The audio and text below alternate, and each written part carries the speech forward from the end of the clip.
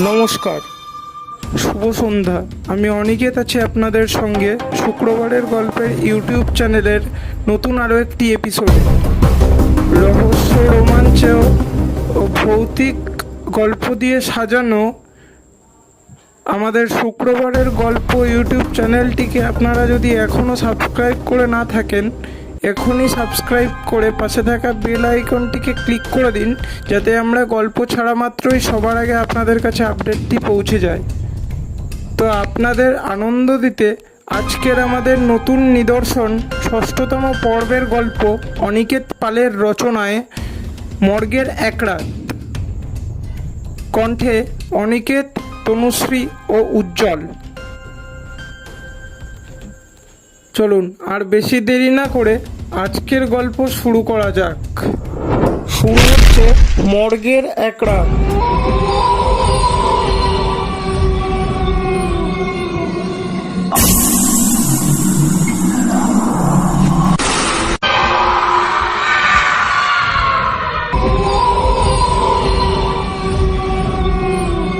বেশ কয়েকদিন আগের কথা।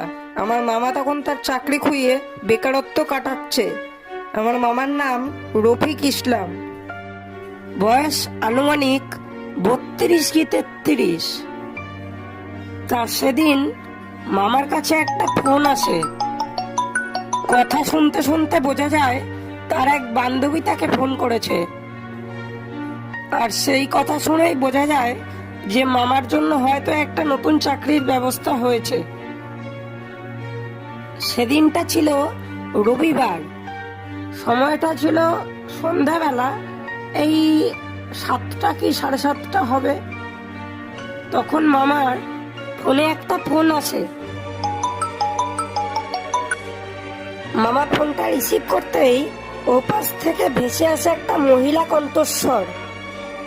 কিছুক্ষণ সময় পেরোতেই বোঝা যায় যে মামার বান্ধবী তাকে ফোন করেছেন।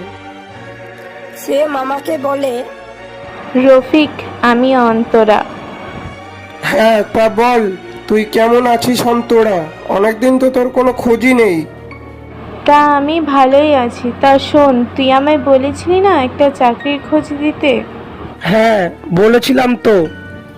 হ্যাঁ, শোন, আমাদের সেন্ট্রাল হসপিটালের মর্গে একজন লোক লাগবে।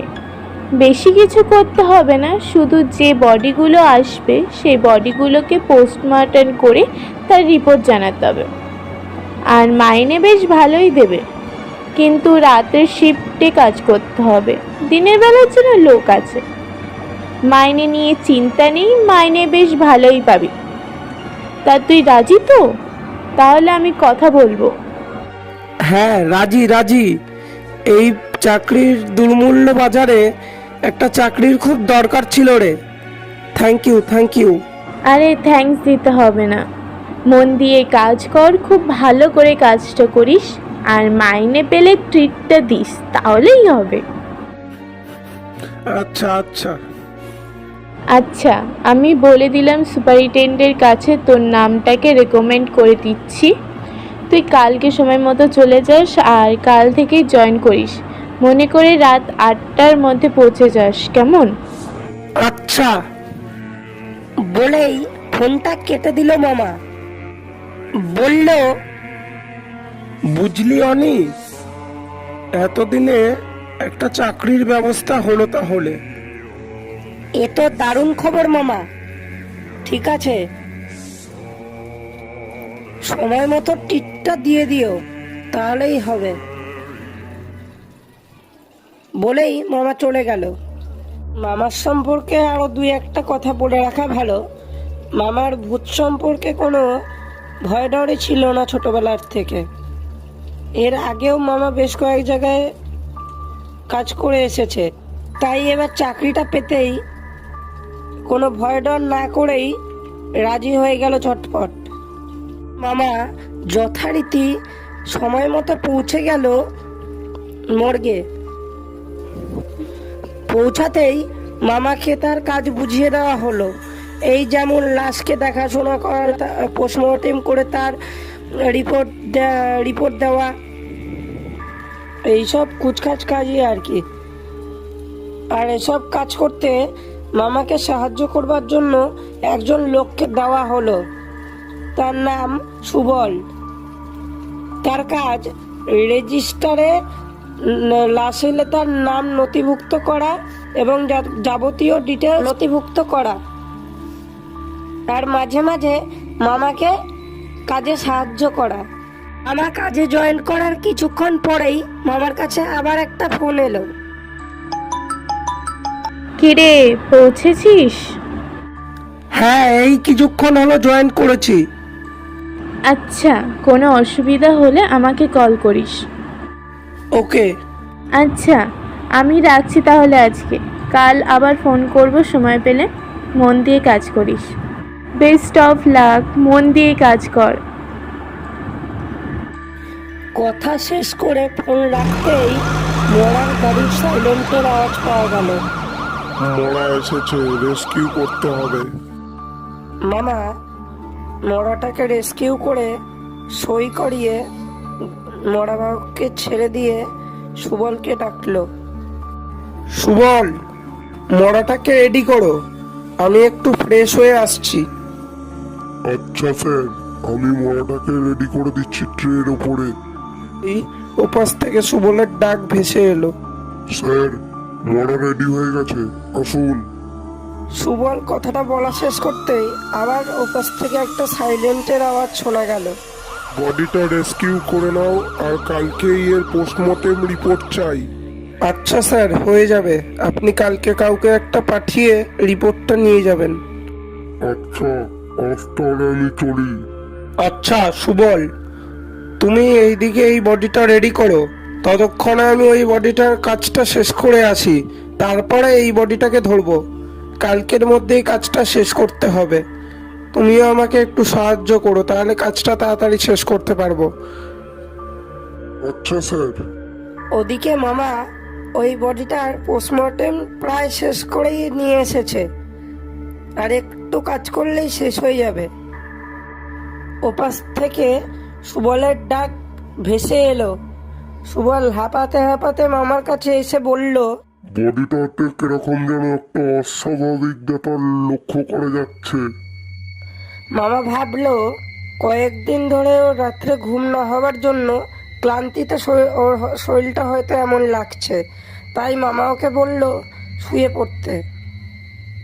সুবল, একটু ঘুমিয়ে নাও। আচ্ছা স্যার, আপনার কিছু দরকার হলে আমাকে ডাকবেন। আচ্ছা। কথা শেষ করেই মামা আবার কাজ করতে থাকে। হঠাৎ পাশের বাথরুমের থেকে জলের আওয়াজ পাওয়া যায়। জলের আওয়াজ পেতেই মামা বাথরুমে গিয়ে দেখে বাথরুমের কলটা খোলা। মামা বন্ধ করে দিয়ে এসে আবার কাজ করতে থাকে। কিছুক্ষণ পরে আবার একটা টুপটুপ করে আওয়াজ পাওয়া যায়। মামা সুবলকে ডেকে পাশের ঘরে গিয়ে দেখতে বলে কি হয়েছে। মামা সুবলকে ডাকতে ডাকতে বলে, সুবল, সুবল, ওই ঘরে যাও তো, গিয়ে দেখে এসো তো টুকটুক করে আওয়াজ হচ্ছে কিসের। আর ট্রেটাকে নিয়ে এসো, এটা শেষ হয়ে গেছে, ওই কাজটা শুরু করব। আচ্ছা স্যার, যাচ্ছি। সুবল ও ঘরে যেতেই টুকটুক করে পড়ার জলের আওয়াজটা যেন থেমে গেল। আর দেখলাম আমার পায়ের নিচে কিছু যেন চ্যাট চ্যাট করছে। আমি অতটা খেয়াল না করে সুবলকে ডাকলাম। সুবল। সুবল কোনো সাড়া দিল না। আর আমিও লক্ষ্য করলাম আমার পায়ের নিচে কি যেন একটা চ্যাট করছে। আমি সেদিকে কোনো পাত্তা না দিয়ে পাশের ঘরের দিকে যেতেই দেখতে পেলাম সুবল অজ্ঞান হয়ে পড়ে রয়েছে নিচের ওপর, আর নিচটায় রক্তে ভেসে যাচ্ছে। চোখটা একটু উপরের দিকে নিতেই দেখলাম বডিটার গড়ার অংশ থেকে টুপ টুপ করে রক্ত পড়ছে। আমি বডিটার আরেকটু কাছে এগিয়ে যেতেই বডিটার একটা হাত যেন আমার হাতটাকে চেপে ধরলো। ইস, কি আষ্টে গন্ধ! আমি আজও ভুলবো না সে গন্ধের কথা। এরপর বডিটা আস্তে আস্তে উঠে বসলো। কি বিকট দেখতে চেহারাটা, চোখ দুটো রক্ত লাল, মুখের দুপাশ দিয়ে যেন পোকা গলে গলে পড়ছে। মুখ বলতে কিছুই নেই, শুধু দাঁতগুলো যেন বেরিয়ে এসেছে। বডিটা যেন আমায় ফিস ফিস করে বলছে, আজ তোদের শেষ দিন, আজকে তোরা মরবি। এরপর আমি সুবলকে ডাকতে ডাকতে বডিটার থেকে এক ঝাটকায় আমার হাতটা ছাড়িয়ে নিয়ে সুবল জাগতেই ওকে নিয়ে এক ছুটে বেরিয়ে এলাম মর্গ থেকে। আর বাইরে এসেই বমি করতে করতে অজ্ঞান হয়ে গেলাম দুজনেই। এরকম ভাবে 3 ঘন্টা পর জ্ঞান ফিরে আসতেই আমরা দুজনেই প্রতিজ্ঞা করলাম, আর যেখানেই কাজ করি না কেন মর্গে আর কোনোদিন কাজ করব না। কারণ একবার মৃত্যুর মুখ থেকে ফিরে এসেছি, আর নয়।